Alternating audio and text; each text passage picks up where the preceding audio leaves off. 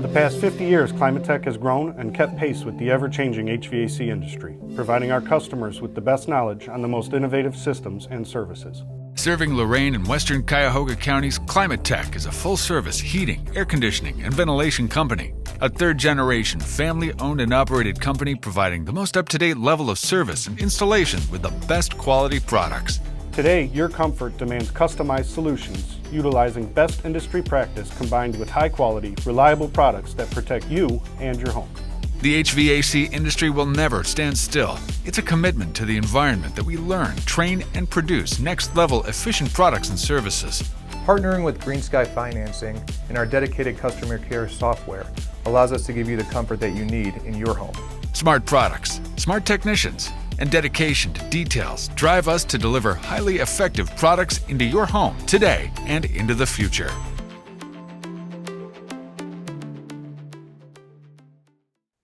Welcome in to the fourth season of the Climatech Inc. NFL Prediction Show. I'm Cole McDaniel here with Vince McKee, again co-hosting this podcast, and we've had a really good time the last couple of years, and I have to say, I'm hoping this is the year that I'm finally able to overtake Vince when it comes to those final standings with the records, but we're both currently sitting at 0 games apiece because, of course, the season starts this week. And that's going to be the Chiefs and the Lions getting this thing started on Thursday night. We're going to talk about a lot of pro football here this year.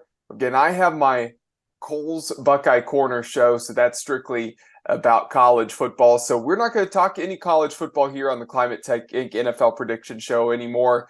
For now, it's just going to be NFL picks. So before we get these things started, I want to say congrats again on us making it to 4 years here on this. Good luck, Vince, this season, because like I said, I'm going to be gunning for that title. I've gotten closer and closer every year, none closer than last year. So things are starting to swing in my favor, even though you have 3 wins in a row. How you feeling? Well, yeah, thanks for having me back. I'll tell you what, it's mathematically impossible for you to be any closer than you were last year, unless we would have tied and you would have lost in the tiebreaker anyways. But just wild, right? So fans, thank you. Year number 4. I feel like I'm shouting right now. I probably just want excitement. We love doing this. It's a grind like no other, but glad to be back. Just to recap, this is the longest running episodic show that we have. So, I do a lot of random podcasts with wrestlers and things like that, but consistently, this is when you look at how long a football season is, right? Usually 21 weeks. You factor that in with the playoffs and everything else. We're coming up on episode 100 pretty soon. So, going to have to do something special for that, but this has been a lot of fun the last 3 years. Definitely a lot of pressure on my shoulders here to 4 Pete's. I don't even know if that's possible, but we're going to have some fun with it like always. And before I forget, because it's going to be a loaded episode here, I want to shout out my daughter, and this is the reason why I'm wearing the Undertaker t-shirt. I know it's completely out of place here, but my daughter, Madeline, her birthday is on Sunday. Hopefully that brings the Browns some luck, and the Undertaker is her favorite shirt. So I asked her, I said, what do you want me to wear on the show tonight? And she picked this out, and there we are. Cole, I'm stumbling over my words. I'm so excited. It is the Climatech Inc. NFL Prediction Show. It's such a grind because we have so much going on with football season and all the things we do. But as much as we take the time to make our picks, to do this show, and then I edit this show throughout the week, I love it, every little bit of it. By the time we get to the end of the season, we get through the Super Bowl, it's like, okay, good to step back, take a break for a little bit. And then after like 2 or 3 months, I'm ready for this back. And then I have to wait all summer to get back to doing this show with you. And just a good time every single week doing this. So we're going to jump right in, get this started. We're going to see how week 1 goes as football season really is in full swing to this point. And now that we're just talking NFL football, expect this year it's going to be a lot of Thursday night, Sunday night football, Monday night football. We're still going to do our upset pick and, of course, talk Cleveland Browns. There's going to be at least 5 games we'll discuss each and every single week, and we're going to get this started with the opener. Now, Vince got to cheat a little bit, do a little bit of homework, and because of that, he got to send me some of his notes as well coming into week 1, just because my article went up here this week about my predictions throughout the season. Of course, week 1, I'm sticking to what I believe there in my preseason predictions. So, Thursday night football. Most Thursdays are on Amazon Prime. Of course, the opener, NBC. That's the Chiefs and the Lions. The Chiefs, the defending champions, and then you have the Lions, who are a hot topic, really a team that a favorite in the NFC, performed well last year, could make things interesting. So, Vince, I'm going to start with you. How do you think this one shapes up? Great coaching coming out of Detroit. You look at Dan Campbell last year in a meaningless game. Number one last year, I think the Lions started out like 2-6, 2-7, could have thrown in the towel, turned it all around. Jared Goff refound the magic that made him a decent quarterback with the Rams. That last week against Green Bay, they had nothing to play for other than to knock the Packers out of the playoffs, and they did. That right there spoke volumes. I think this is a damn good football team. I truly do. I actually had the Lions winning the division this year. I think you're going to see a total flip nobody sees coming, where you see the Lions and the Bears actually compete for that division crown. I think the Bears are going to be a much improved team. We'll talk more about that in a bit. But that being said, I do have them losing, and let me break out my handy-dandy cheat sheet. And it's funny because Cole wrote his article. I actually made my notes yesterday in the pickup line, waiting to pick up my daughters from school. So kind of funny there. It kind of shows how excited we both are. But just my official notes here, like I said, I think Detroit will be much improved this season. I expect them to win a division. But to go into Kansas City week 1 and win is still a very tall task. However, I am a bit concerned with the Travis Kelce injury. I'm still going to pick Kansas City in this one. But I think now more than ever, Detroit really has a chance if Kelce doesn't play. However, officially, we're going with Kansas City. Well, you're right on what you're talking about with the Lions and having a great opportunity to win that division.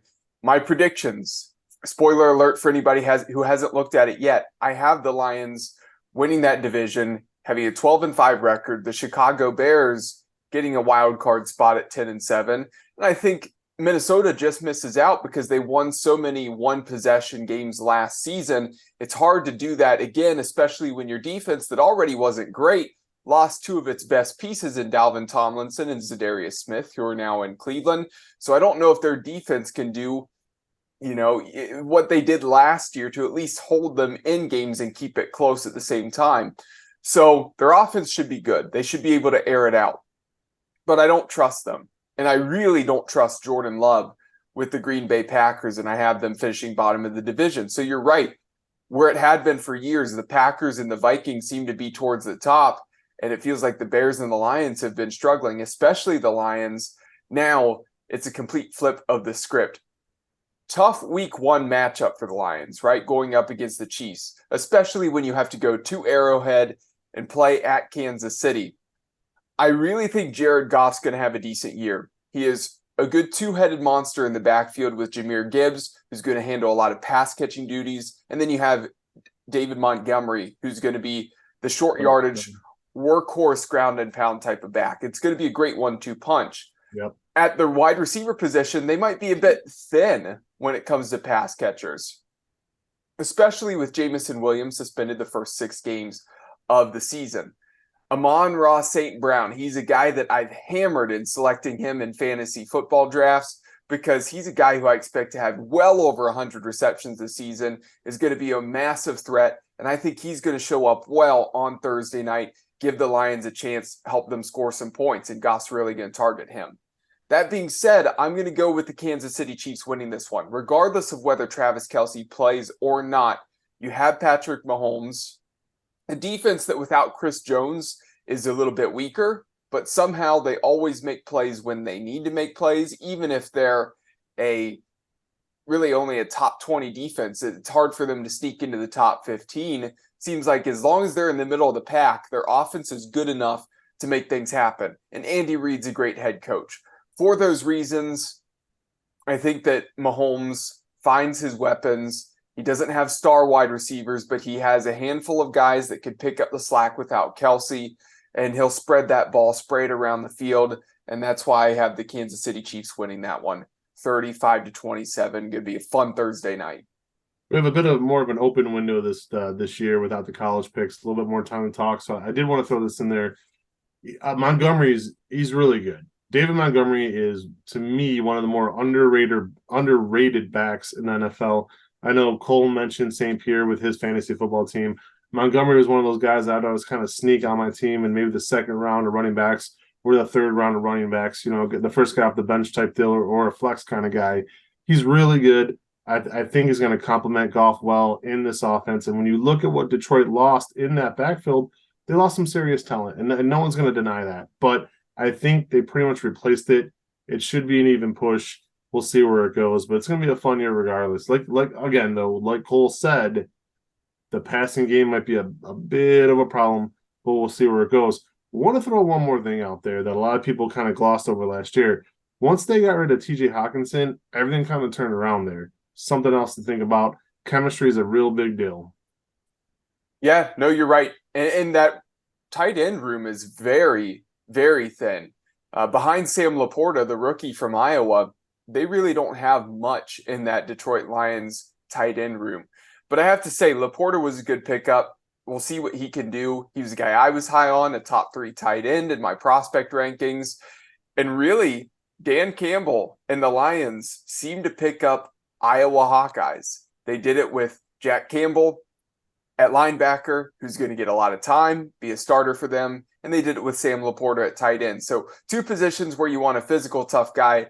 They went with Iowa Hawkeyes there to fill those needs.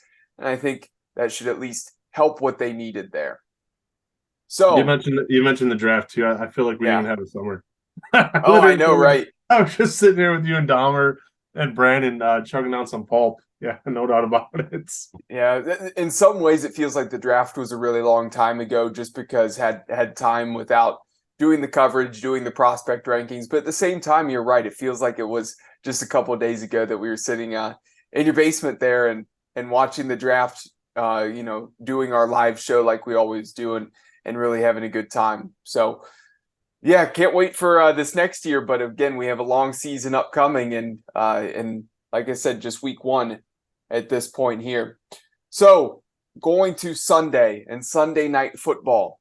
This is one where I think you and I are on the same page. We know that we're going to be on different pages here, actually. There are a lot that I think we're going to be on different pages here, which makes it fun for this opening show. Means that we're probably, unless something crazy happens, we're probably not going to be tied here at the end of week 1, but we'll see how many picks we had different by the end of this. Sunday night football. A lot of division matchups to start the season this year. One of those is in the NFC East, and that is the Cowboys traveling to face off against the New York Giants. And I'm going to start by saying this. The Dallas Cowboys will make it to the playoffs. The New York Giants will not this season. The Dallas Cowboys will, obviously, because of that, have a much better record than the New York Giants, and I have a whole lot more faith in them. Week 1, a lot of crazy things happen because it's the first week of the season. The preseason, you really don't get much of the starters. Now it's the time for the stars to get out there, knock off maybe some potential rust that they have.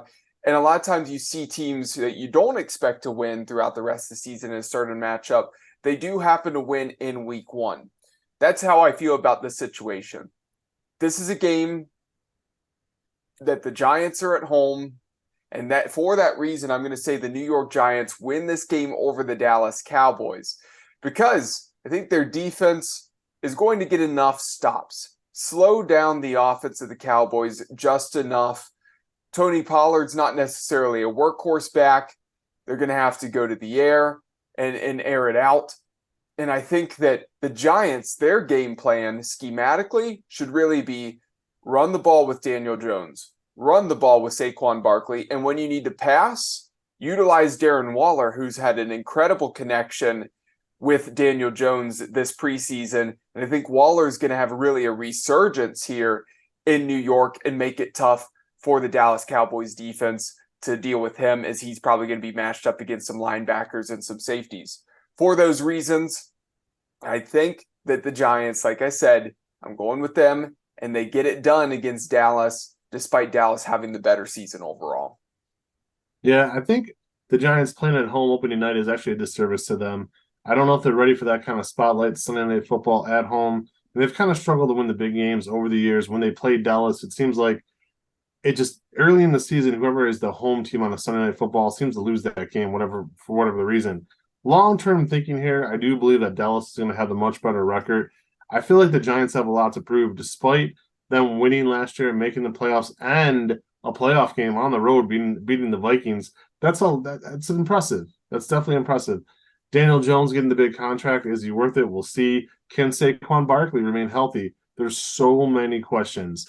But again, I'm definitely going to pick Dallas. My official notes on this one. Cowboys are my early Super Bowl pick coming out of the NFC. I know that sounds crazy. And we have it on record last year. One of my episodes, I said I'm never picking them again in the playoffs. And here I am, week one, saying I think they can win the Super Bowl or go to the Super Bowl this year. We will see. And like I said, I think the Giants still have a lot to prove. Last year wasn't a total fluke. A lot to think about there, but leaning heavy towards Dallas in this one. Going to make it official. Lock it down. Our first different pick of the season, going with the Cowboys. Yeah, first one and many more to come. That's for sure. And we'll have some more coming up here shortly. But that's definitely a bold prediction, especially with Dallas having their struggles. I think Dallas is in an open NFC. We know that. They have a lot of talent on that team. Their defense gives up a lot of yards, but they force a lot of turnovers. Micah Parsons is a threat, whether he's on the edge as an edge rusher or he's at linebacker. And Diggs is going to be a guy who is going to force those turnovers. So there's good things there on that side of the ball.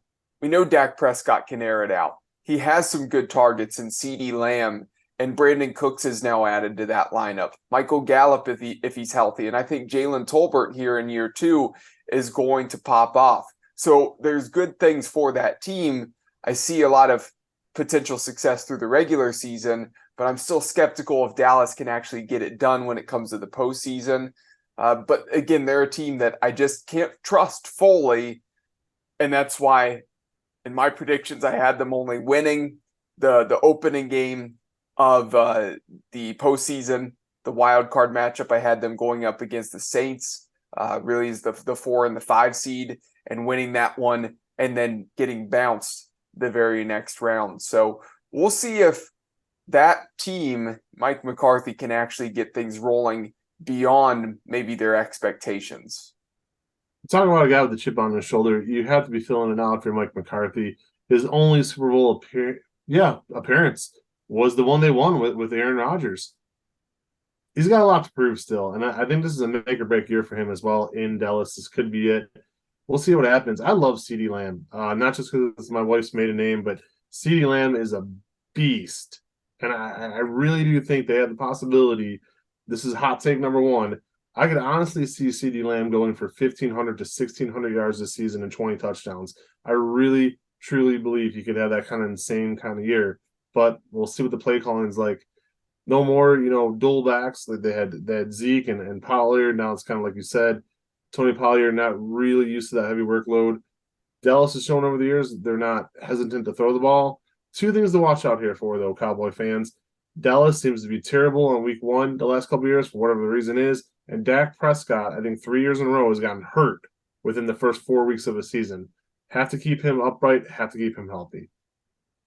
You mentioned Aaron Rodgers just a few moments ago, so we're going to turn to Monday Night Football, a division matchup again. It's the AFC East, and it's the Buffalo Bills and the New York Jets.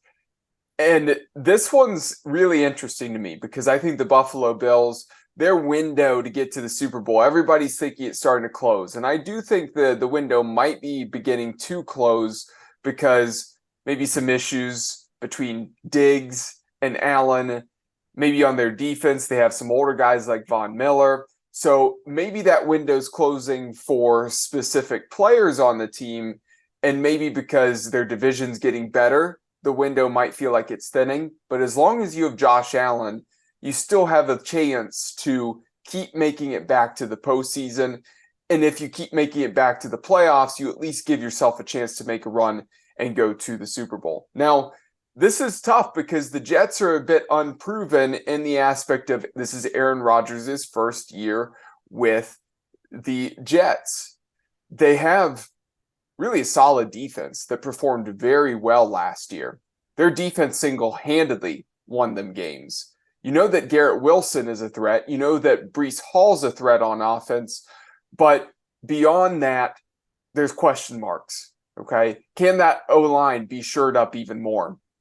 Can Alan Lazard coming in be still an important target opposite of Garrett Wilson for Aaron Rodgers? Can Mecole Hardman fit in well as the slot guy and really as a burner? Will the connection between Garrett Wilson and Aaron Rodgers be much like the Devontae Adams connection with Aaron Rodgers in past years? And can Dalvin Cook now joining in there? How will that partnership between him and Breece Hall work? There's a lot of questions that I have. There's a lot that's interesting to see, but I do think that defense, just because of how good they were last year, even if the offense takes a little bit of time to mesh, I think they'll be okay. And what I will say on this, Vince, is that as I'm about to give my prediction, is that even when the offense has some struggles, Aaron Rodgers is a guy who, like many experienced quarterbacks we know of, who know how to get the ball out of their hands, make quick reads, change things up at the line of scrimmage, are good in the 2-minute drill. We've seen that from Tom Brady, Peyton Manning. I would even, Drew Brees. I would even say a guy like Phillip Rivers was a guy who you felt like if he got the ball with 2 minutes left, his team had a chance to get down the field and score. Some of these experienced guys of past years, they knew how to get down the field, no matter whether they were wearing down, getting slower in how they moved, their arms were wearing down, they still knew how to get completions and get down the field. That's how I feel about Aaron Rodgers with this team, especially with Garrett Wilson. I think Garrett Wilson's going to have a massive season, and I think they're actually going to do a lot of good things. Will the Jets win their division? No, that's going to be the Buffalo Bills. I have the Buffalo Bills as the number 1 seed coming into the playoffs for the AFC and getting the bye. I don't think they're going to make it to the Super Bowl because it seems like every time they collapse at some point during the postseason. But in the regular season, I expect them to do very well. But in week 1, again, crazy things happen. I expect Josh Allen and Aaron Rodgers to not actually be the focus point.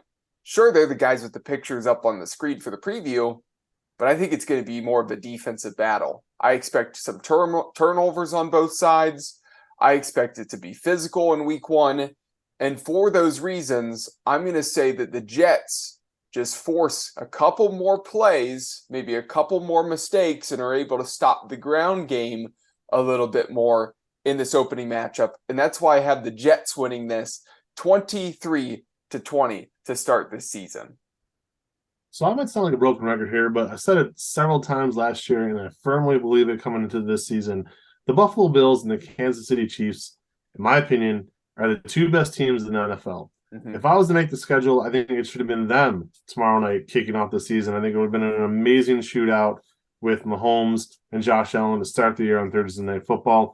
They went in a different path. That being said, I think Buffalo is a deadly team. They got rid of Singletary. It seems like they're going to go, heavy with Cook here in the backfield. I think that's actually a smart move, quite frankly. They've done some interesting things with that roster.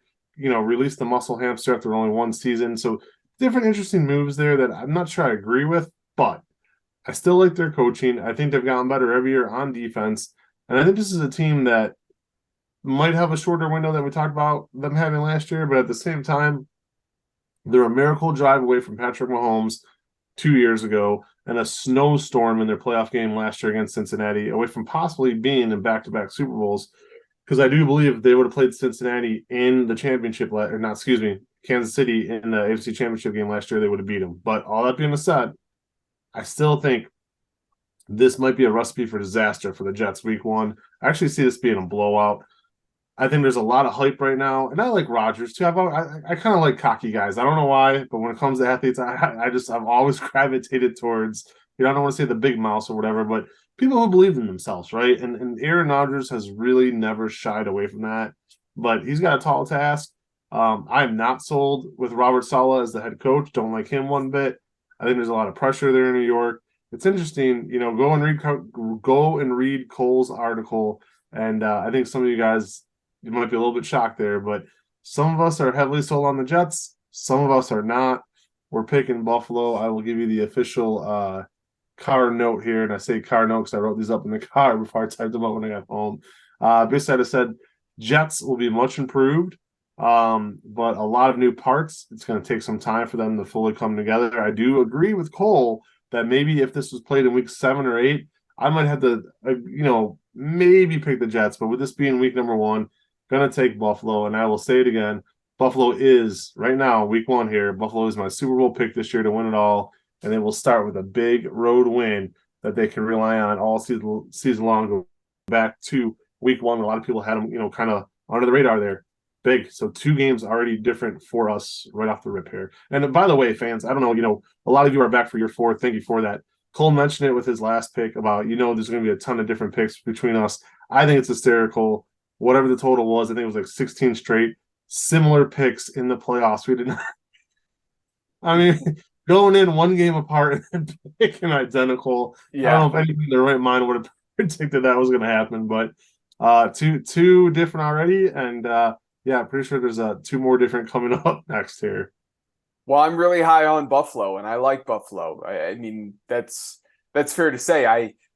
I really had them as a Super Bowl favorite the past couple of years, and thought they could make really deep runs. I don't want to get fooled by Buffalo again, and that's why they're a team where I don't think they're going to make it to the Super Bowl. The other reason is if you go and check out my article, I'm going to talk about a team briefly that we're not going to discuss tonight. You're going to be able to see the full list of picks for week 1 up in the article on keonsports.com. But I have the Philadelphia Eagles making it back because they play in the weaker conference. They play in the NFC. And I think they're going to have the best record in the NFL because of their schedule and because of the talent that they have and just how they play football at this point. Defense is going to be good again. The offense is going to be good. Sirianni's a good coach.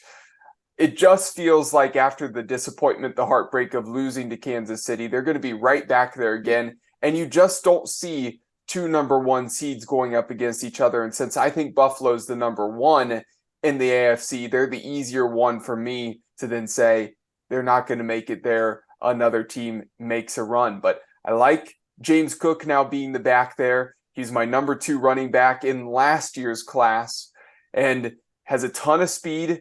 Different runner than his brother, not as physical, but he's a burner when he gets into open space. He's a good receiving back. And because I think the wide receiver room has gotten worse for Buffalo, you have Diggs and you have Davis, and Davis is really a big hitter that sometimes has some drops. Hardy, yeah, you can put him in the slot. He might get some catches, but they might be tight end heavy with Dawson Knox and Dalton Kincaid this season. And I think you're also going to see a lot of dump offs to James Cook. And I wouldn't be surprised if Josh Allen runs it more. So they're going to have a good season, I think, be able to adapt around what their team is now on offense. But again, Vince is right. If this was played in week 6 or week 7, I personally think it would be more of a shootout, more of a high scoring game, just because I think there's going to be some rust and some kinks for both of these teams, with the Bills needing to adapt their offense and the Jets needing to mesh because it's new, some of these guys together. For that reason, like I said, I expect it to be pretty defensive. Excited for this one. Yeah. Absolutely. Good way to end week 1. Yeah, the primetime games, very, very good for week 1. Also, I'm glad they did away with that doubleheader on Monday Night Football. I liked it, but I'm okay with this being 1 game. It's totally cool. Now, we're going to talk about our upset of the weekend. And Vince, I think you're going to be talking about a team that is near and dear to your heart. What's your upset this week? I have the Broncos losing, which it served me right last year. It brought me back into the race. I think I was down by like 6 games at one crazy point last year, and I stopped picking the Broncos. I was reading my note on this one. Flat out, I actually think Jimmy G with Josh McDaniels, them being reunited in Las Vegas, not Oakland, but Las Vegas, the Raiders, I think they're going to do very well, quite frankly. Re-signing the running back, Josh Jacobs, was smart. What are we going to get out of Devontae Adams? I actually think the Raiders are more of a boom or bust team than anybody sees coming. And as far as the Broncos go, boy, would I love to be wrong. I love the Denver Broncos. There's no secret there. Half my basement is orange and blue here. And I'll just flat out say it. They have a much better coach. All right, so upgrade number one, head coach. Upgrade number two, a healthy Williams. He only played a few weeks last year. They never let him have the ball. It was just stupid. Splitting carries with Melvin Gordon. None of that made sense. I really truly believe the Broncos are going to be better this year. By how much, I don't know. But again, you have a former MVP in Russell Wilson. You have a guy who won a Super Bowl. You have a guy, who won to back-to-back Super Bowls. So Russell Wilson can still get it done. I think there's a lot of good things there in Denver, a lot of things that are going to give me some hope. But at the end of the day, I needed to pick an upset. And to me, this really didn't seem like it should be an upset pick if you look at what they did last year and what they have coming to the dance this year. So went with Las Vegas in this one. And that's the beauty of doing this show, man, because it's one of those things when we make picks as journalists and we look at everything, you have to take your heart out of the equation because you want to be taken seriously. So, yep, gonna go with the Raiders. The interesting thing is a lot of national media, it feels like, are so high on the Broncos this year. I can't believe that they could watch what they saw last year with how bad Russell Wilson was and how bad that team was, especially really on offense. And you can make the statement that they're going to make it to the playoffs. I don't care if Sean Payton is a great coach and coming in. And I don't care if Russell Wilson has a good history of being a good quarterback. And if some guys are expected to be back and healthy again, there is nothing that leads me to believe that the Denver Broncos are going to be any better than 6-11. And that's how I have them in my predictions. I do think if Javonte Williams comes back and he's healthy, that helps the running game. And they have Samaje Perine, who actually played very well for Cincinnati last season. So I think there's improvements there. But I don't trust Jerry Jeudy to be healthy. I don't trust Cortland Sutton to stay healthy. No. Tim Patrick's already out again. Yep. Right? And so that receiver room just continues to be depleted time after time after time. So who is Russell Wilson going to throw the ball to? And the problem is, even when he had open guys, he couldn't hit them last year because he couldn't hit the broadside of a barn.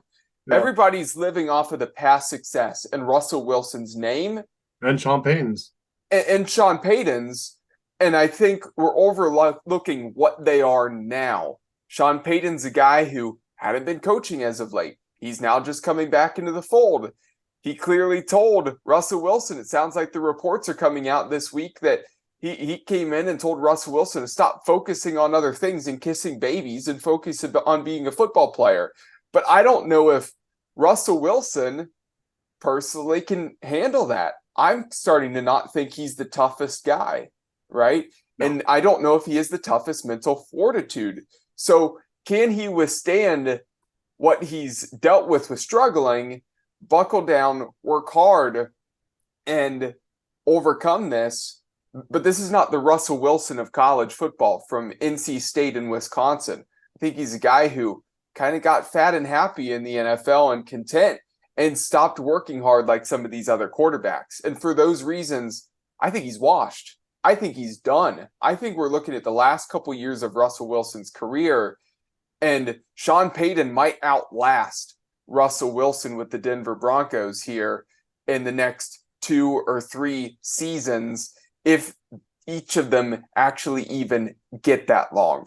That being said, we're still talking about the Raiders, who I think they're going to have their issues. And clearly it's already dysfunctional with Chandler Jones not being able to get into the gym, into the facilities there, and losing it on the coaching staff, and McDaniels in the front office and saying he doesn't want to play there, and all the drama that they're dealing with. And Jimmy G is not going to be shielded in that offense like he was in San Francisco. He's not going to look nearly as good. So I wonder if Devontae Adams will then get frustrated at some point. So, and their defense, aside from Max Crosby, it's got gaps in it.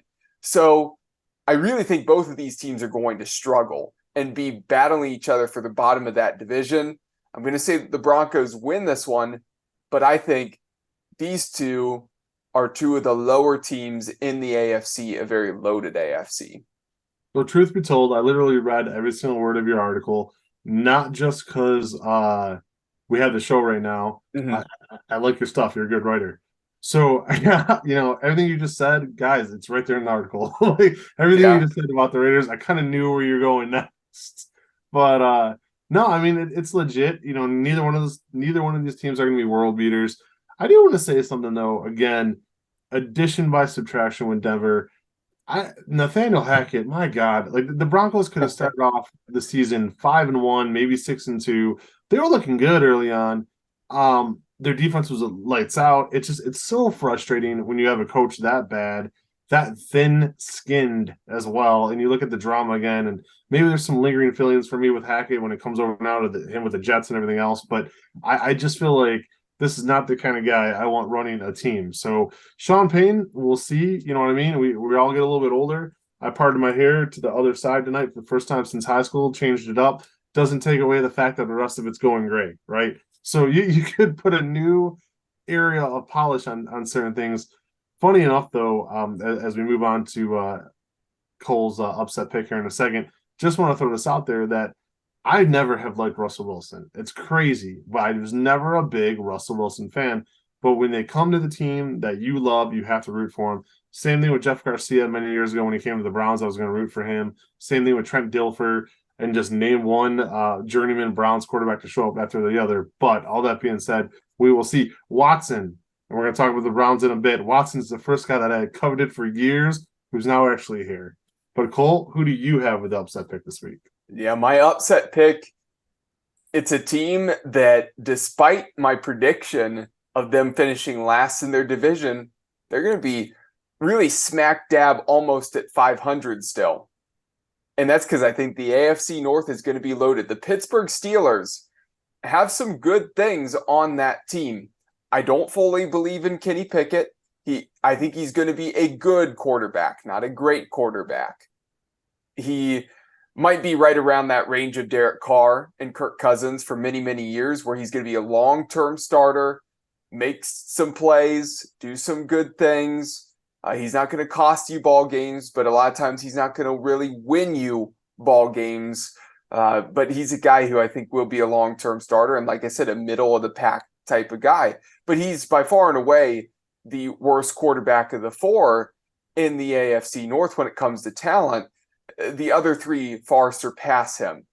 I also was not impressed with Najee Harris last year. The guy is so big and strong and has good speed, a lot of physical abilities, but he danced around. It was too much east and west running instead of north and south. It's why Jalen Warren should take touches from him, because Warren actually is a short guy that is like a little bowling ball and wants to get north and south. So if Najee can't get it straightened out with a slightly better offensive line, I don't know what to tell you. And on defense, they still have Minka Fitzpatrick. They have TJ Watt. They have Cam Hayward. There's good experienced vets that can make plays. There's a lot of things I like on what the Steelers have, and you have Mike Tomlin, who's a guy who manages to help that team win. But in a loaded AFC, I think they're going to have their ups and downs, a little bit of a roller coaster, and hover around competing. But I think right at the end, it's just going to fall apart enough where they can't make it into the playoffs. That being said, why do I have them beating the San Francisco 49ers as my upset pick? Well, one, they're at home, so that's in Pittsburgh. And the 49ers, they're a team that I have barely getting into the playoffs, getting the last seed at 9-8. And everybody might be wondering, how can the 49ers only go 9-8 this year? Well, Brock Purdy's injury to his elbow was not that long ago. That was back in the spring, right at the end of the season. Honestly, the 49ers maybe could have made it to the Super Bowl if he stayed healthy. Who knows? Okay, but the Eagles probably were the best team. They probably would have won that game, but it probably would have been closer and more of a battle. Brock Purdy has the surgery. He recovers. He's back.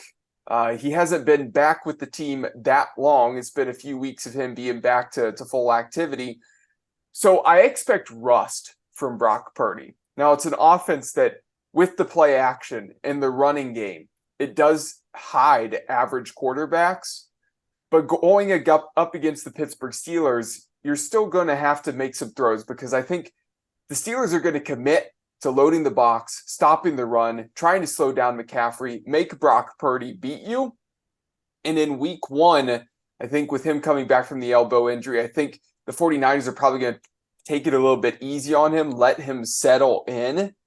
And for those reasons, I expect some mistakes. I expect him to look a little bit rusty. He'll hit his stride a little bit later, but it's going to be a slow start for Purdy. And if the Steelers force some turnovers and the Niners get behind the 8 ball, I think that's going to hurt them. Also, you had the Nick Bosa holdout for a while. He just got a massive contract this week. But could that have been a distraction as well for what's going to be a good defense, at least going into week 1? I think there's too much going on for the 49ers to go on the road in week 1 and win this one. Both are going to hover right around 500. It's just the fortunes of the Niners and the NFC barely getting to the playoffs and the Steelers just being a couple spots behind and missing out. But Pittsburgh, they do win this one in week 1. And of course, all the Pittsburgh fans out there who watch this or see clips of this, again, I think you have a really nice shot, and that's why I have you winning that one in week 1. I actually think that's a great pick. I'm going with San Francisco on this one. It's a 2.5-point spread. But when you really look at that, Cole makes a phenomenal case right there. Also factor in the fact that this is an East Coast game week 1 at 1 o'clock. So anytime, I mean, the numbers are there. Anytime you have a West Coast team, and San Francisco is pretty doggone far west, coming and playing at a 1 o'clock start time, they're usually at a disadvantage. The difference in this one, I believe, though, is the coaching aspect. I think Shanahan, again, maybe a chip on the shoulder with the way things flamed out last year. But a lot of things are looking against San Francisco. Cole's right. Brock Purdy, not much time under center here. But it was last year, it's like every single time you would count San Francisco out, they found a way to win. They rallied like crazy. Their defense is phenomenal. So this one to me really was a coin toss, quite frankly. Landed on San Francisco. I think long term, I agree with Cole. I think Pittsburgh is going to miss the playoffs.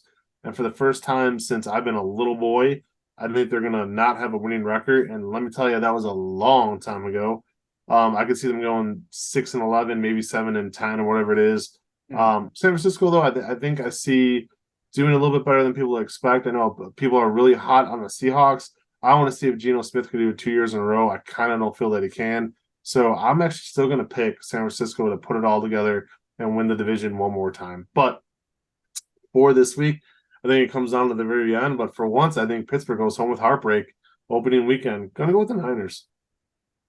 So now we can stick in the AFC North and wrap up our show, of course, talking about the Battle of Ohio between the Browns and the Bengals. And really, this matchup here in Cleveland, week 1, going to be really fun. I'm really looking forward to Sunday at 1 o'clock to see this matchup. But there are certainly questions surrounding this game when it comes to the health of Joe Burrow. He's a guy who had a calf injury about a month ago, pretty serious calf injury, was out for a while, back to practice in limited fashion last week. And there's still some questions. It's still up in the air of whether he would play on Sunday or not. I do believe he's going to make a run out there. But personally, if I were the Bengals, I would really think about not playing him here in week 1, giving him a little bit of time to rest and recover, because if he's a guy who is still trying to get back to full speed, isn't 100%, against this Browns pass rush that now has Zadarius Smith, Obo Okoronkwo, Myles Garrett, you have a ton of pass rushers. Joe Burrow, if he's not moving quite like normal, even despite a slightly better offensive line for the Bengals with Orlando Brown Jr., he could be like a sitting duck. And would you rather concede just one game, or would you rather risk the potential of him getting re-injured since he's not back to full health, and then risk your entire season? And as much as I'd like to see Deshaun Watson and Joe Burrow battle it out, I don't know if you can feel good about sending him out there on the field, but we don't have official confirmation yet to this point, Vince. No, we don't. I mean, there's been a lot of things online. I think it's definitely going to play. It's wild for me too, because this was a game we really more of a teaser last year on the road when Deshaun Watson was back. He really truly wasn't back yet, and these guys kind of hooked it up. Just to take fans behind the show like we always do sometimes, that is a battle with Burrow and Watson of two quarterbacks in which Cole and I, in our personal friendship, had talked about as instantly liking them. First time their name ever came up, either time, we both expressed how good they were going to be. Watson, after clearly he was already playing in the NFL, and Burrow in college when me and Cole were talking about him possibly being the number one pick that year. So, two guys that we've always been very high on. There's no mystery in that one bit. I think this game, though, unfortunately for the Browns, there's so many more question marks, right? Is the new offense completely installed? How will those new pieces on defense that you just mentioned, how will they fit in? Could they be dominant? Could it be a bust? We don't know. I like the addition of Jim Schwartz. I think huge mistake sticking with Joe Woods as long as the Browns did as their DC, but Schwartz an upgrade there. All that being said, there's two things here, two streaks. And, me winning 3 straight years, I've always kind of played a hunch. I've played streaks. I've played, okay, I'm just going to pick the better team. But 2 streaks to think about right now. One, the Browns have won 5 straight games at home against the Bengals. Crazy as it might seem, go all the way back to the Greg Williams season of 2018. They've won at home. So every single year at home since 2018, they've won. The following year with Baker Mayfield and OBJ's first year, and even though that was a hot mess, they still managed to beat Cincinnati that year. The playoff year, beat Cincinnati at home. The last 2 seasons, Cincinnati at home. Funny enough, last year, Monday Night Football, Cole had it correct. I had it wrong. He picked the Browns to beat Cincinnati at home, Monday Night Football, Halloween night, and they did. So it doesn't really, that streak there it's something to pay attention to. But at the same time, you do not think Joe Burrow in his right mind is going to come into Cleveland 6 straight years. Well, would be 5 for him, but still, this many years in a row and keep losing to the Browns in Cleveland. Last year for him, I think it was a Thursday night. No, I just said it was a Monday Night Football game. He got destroyed. So there's a chip on the shoulder there. I think he's healthy as can be. He's fine. He could have played. If these were real games the last 3 weeks, I think he would have been playing, quite frankly. Browns, I think they're going to be better this season, but their streak is a little bit more notorious. Yeah, they might have beat Cincinnati the last 5 weeks, but God, oh God, can they not win an opening week game? Last year they did it. They did it in 2004, and that's been it. So can it happen again? It would be great. As I said, it's my daughter Madeline's birthday. It would be a hell of a gift, but I just want to see them do it. And if they could do it, I think it changes the whole entire season. I'm not Mr. Dramatic.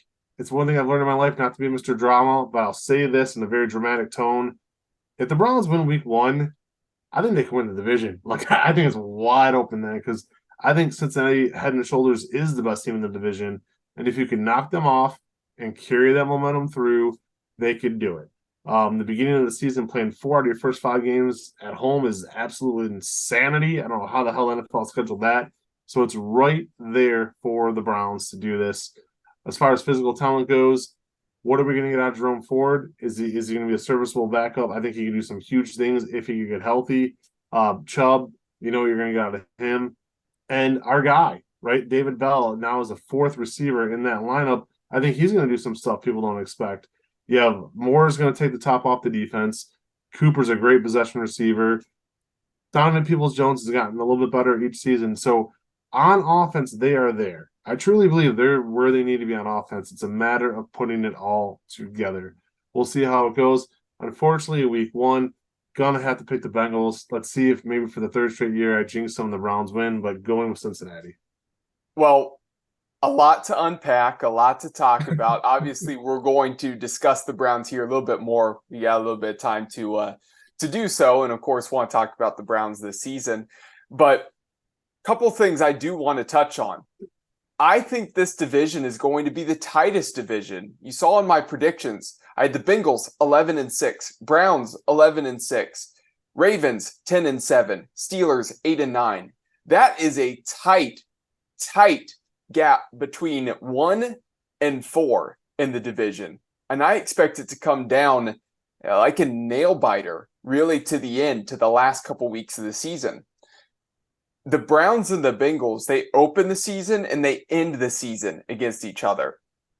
And how I have it shaping up at the end of the season is that the Browns, all they have to do is beat Cincinnati in Cincinnati to win the division, and they don't get it done on the road. And based on a 4-2 record In the AFC North, the Bengals win the division, and the Browns, because of the 3-3 record in the AFC North, they end up finishing second.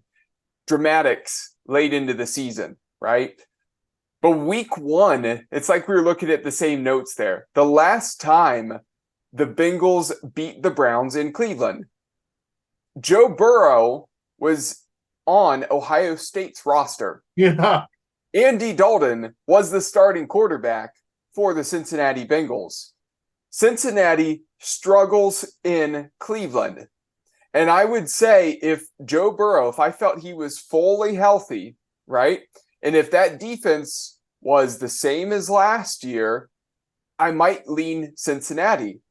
I think Cincinnati's defense has taken a bit of a step back, losing Von Bell, losing Jesse Bates. I think they have a weakness at safety this season.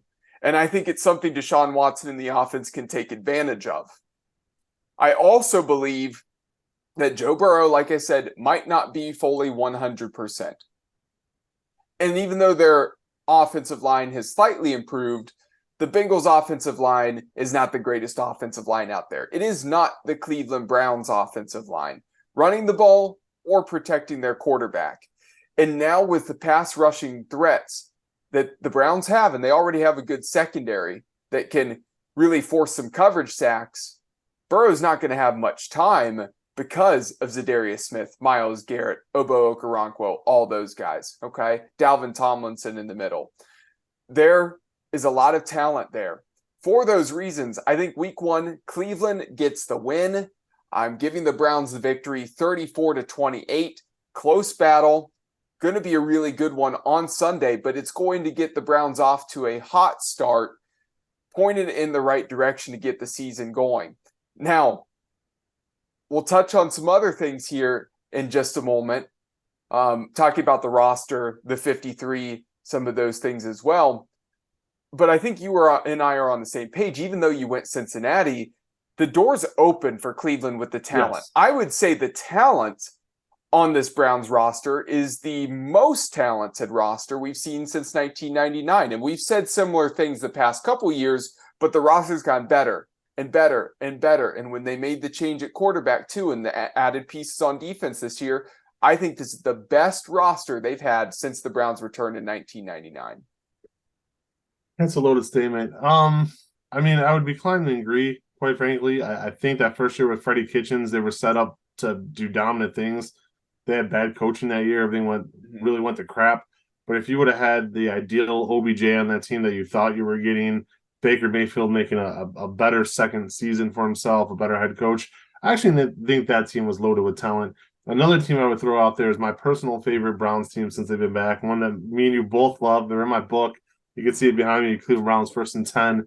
I loved 07. I'm sorry, but I loved every second of Braylon Edwards and Jamal Lewis, and obviously one of my all-time favorite tight ends, Kellen Winslow Jr. Yep. I love that team as well. But, you know, to be more realistic and kind of live in the moment with you here, I do feel that this is easily the strongest talented roster they have had back since they've been back.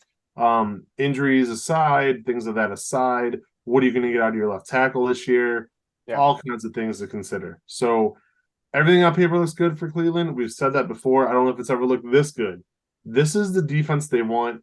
I think this is the offense they want. So it's a tough division. You get out of this division, though. You know, I think Cole put something in his article. I want to say he had Pittsburgh going 2-4 in the division, right? So 1-5 actually. Okay. 1-5 in the AFC North, but still going 8-9 overall. Right, which is nuts. Yeah. Right. So doesn't happen typically. Yeah, that shows you how good this division is and how weak the NFC is, in my personal opinion. So when they play those NFC teams like they did in 2020, they're going to need to get fat off those wins. Like when they won against the Giants in New York and they won against Dallas and all that, like the Browns will have to do that again. I think they're capable of doing it. This should be the year they make that jump. We'll see how it goes. But as Cole said, a lot of it truly comes down to the end of the game scenarios. Do you have that we're going to win mentality, or do you have that let's not blow this mentality? Okay. Cade York was a problem. We knew that pretty quickly last year. Cade York, even though he had the big game winner, after that was no good. You know what I mean? You look at the game against, I almost said it again, San Diego. You look at the game against the Chargers. That was a winnable game for the Browns last year. The game against the Falcons, winnable game. You need to start off hot. Not everybody's going to be like the Lions last year and start off 2-6 and come back. It is a must for the Browns. With 4 of the first 5 games being at home, they need to start hot. We'll see how it goes. I'm with Cole, though. I think week 1 is going to be phenomenal. Can't wait for this game. Well, I want to wrap up this show by talking about one guy that you mentioned and talk about the offense a little bit. The David Bell slander this offseason was stupid. Okay. So stupid. I'll drink to that. If anybody out there feels like I'm calling you out, I am. If you were one of those that was downplaying David Bell and his ability, Vince and I do not understand it at all. Okay. Here's the thing. We don't want redundant wide receivers. Part of constructing a wide receiver room is to have guys with different traits. David Bell is very different from the rest of the wide receiver room. Okay. Everybody was loving Austin Watkins, and I was a guy who thought he should make the 53. They decided to see if he could slide through waivers, and they kept him on the practice squad. That's a great guy to keep on the practice squad, right? But people were clamoring for these wide receivers that, again, they're unproven. They don't have the same type of talent. And people might say David Bell's unproven. David Bell only had like 30 targets last season because he was hardly on the field. It was a run-heavy offense with that Jacoby Brissett system where his power I and 2 wide receivers out there. They barely had a slot receiver on the field for most of the season. But when the ball was thrown his way, caught it, I believe 24 of those like 30 times it was thrown his way. Almost every single time it touched his hands, if it was even a decent throw or relatively in the area and he should have caught it, he did.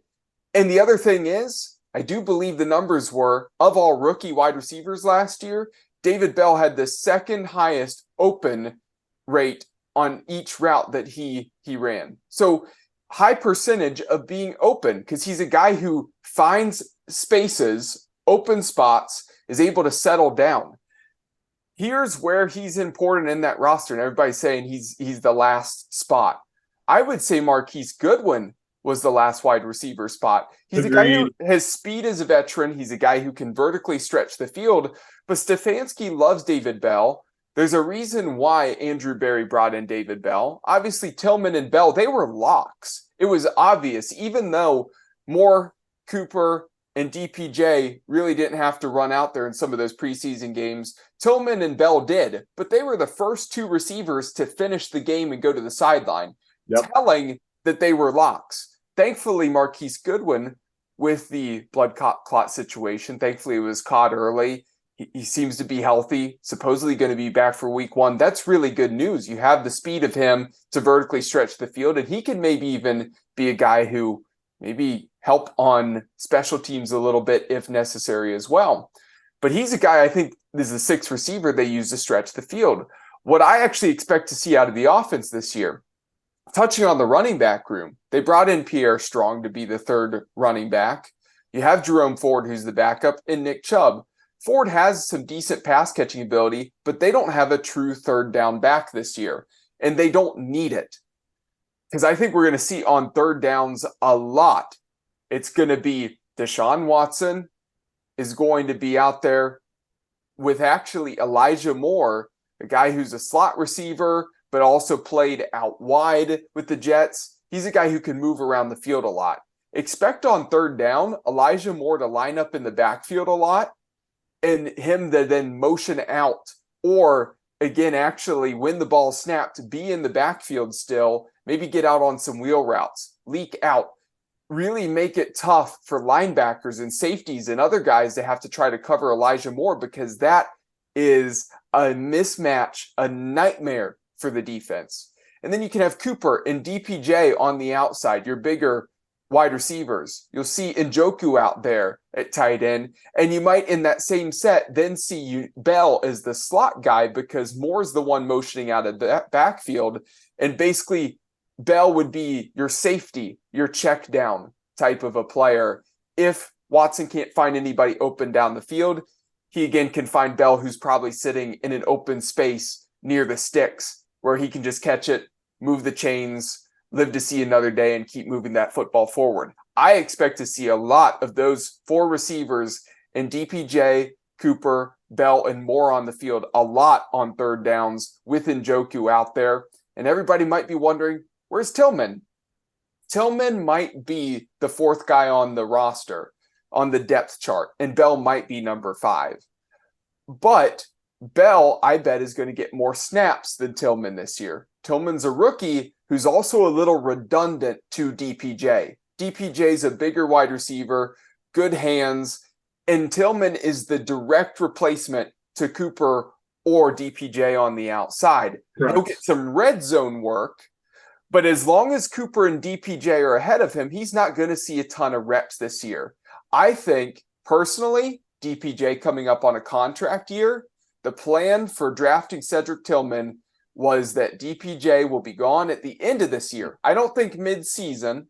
Vince thinks mid-season, I believe. I was wrong, but I think end of this year, why pay DPJ when you have his direct replacement of Tillman? DPJ is a little more valuable because he adds punt return ability where Tillman does not. But I don't think the Browns are going to have to bring back DPJ after this year. DPJ is probably going to have a good year and be able to get his money somewhere else in the NFL after having a good year. But that's how I feel about that running back room. And the Browns really don't need a true third down running back because they have so many wide receivers, and the versatility of Moore is going to be crucial. You did a good job there covering all the X's and O's, so I'm not going to repeat what you just said. I agree with every single word that just came out of your mouth. I want to make 2 points crystal clear here. There's a reason it's called preseason football, guys. For years and years and years, the Browns always talked about a guy, or Browns fans always talked about a guy named Frisman Jackson. If you don't know who I'm talking about, there's a reason for that. Frisman Jackson was the darling of preseason football every single year. He either would never make the team or he'd be the 6th receiver. He'd live on the practice squad, right? There's always been those guys, and they're usually, as Cole said, it never fails, they're usually receivers that the fans fall in love with. Well, here's the reason why. It's because that's the person on your television screen right now. This is the person you're watching. But you need to realize something. They're playing against the 2nd, 3rd, 4th stringers of a different team. Of course they're going to look better. That's what preseason football is about. It's figuring things out. It's really more so who's going to be your backup. Every now and then you get some quarterback battles that happen in preseason. Usually for crappier teams. It's one of those things, though. Preseason football, you either love it or you hate it. I personally hate it. I know Cole loves it. That's what makes this show great. I think that's what makes our relationship great. He loves some of the things that I don't. I cannot stand preseason football. It's just I can't stomach a lot of it. That's the reason why. Number two, Drew Aller, had the best performance of any quarterback in all of college football last week. Caleb Williams looked amazing at USC, but Drew Aller, phenomenal. Okay, but that was against West Virginia.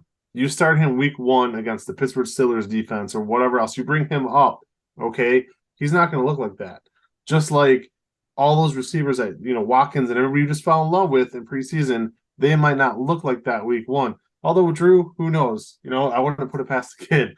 But I think you get my point, right? And that's the thing. So many fans get wrapped into nonsense like that. Truly preseason, you might have the random quarterback battle, like I said. You might have the random kicking battle, like I said.